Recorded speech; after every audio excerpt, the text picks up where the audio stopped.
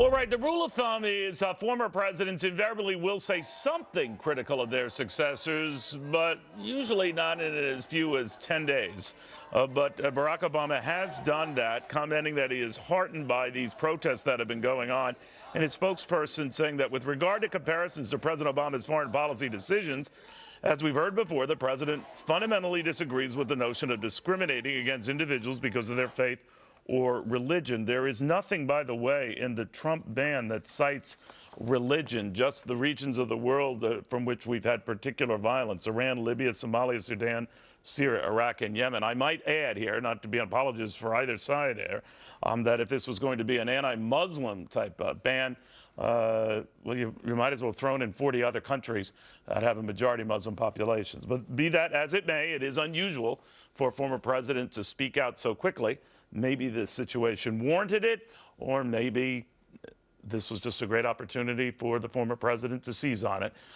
Historian Doug Wead joins us on the phone. It's got to break at least a modern-day record, Doug. 10 days.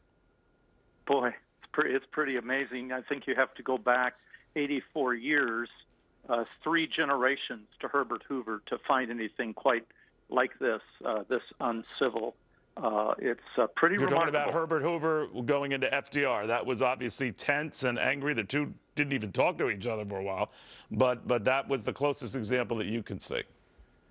Yes, and Hoover tried to actually get FDR to sign legislation, and it was quite contentious, and he gave a few public speeches, but nothing like this. And ironically, FDR did exclude immigrants based on their religion. You'll remember in 1942, right. A ship arrived in New York of Jewish people immigrating from Germany.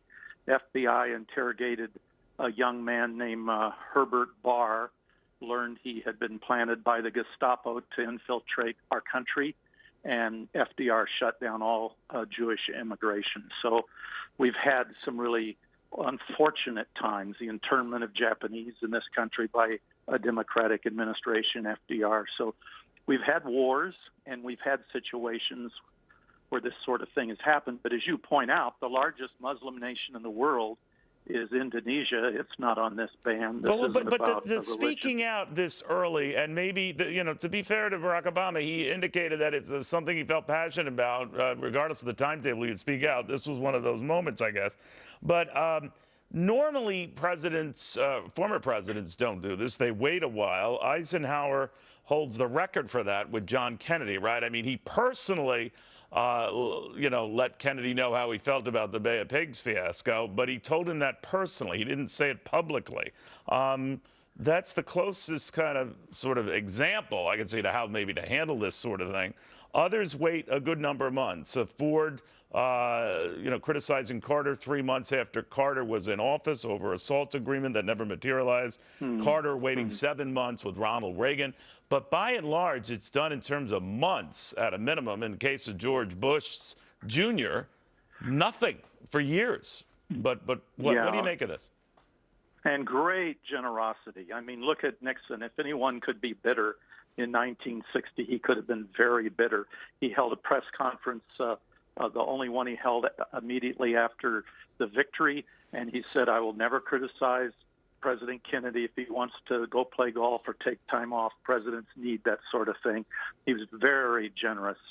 Bill Clinton was generous to George W., not some of his staff who stole all the W's. Yeah, I remember that. But do you think, but do you get a sense, though, with this, that there was something else going on, Doug? And to be fair to Barack Obama, this is something he felt very passionate about, that these protests were grounded in looking after the interest of people who were trying to seek a haven or a visit here, when in fact he kind of conflated this into be a religious argument when that was not the case. But that's how he saw it, and that's how passionately he jumped on it.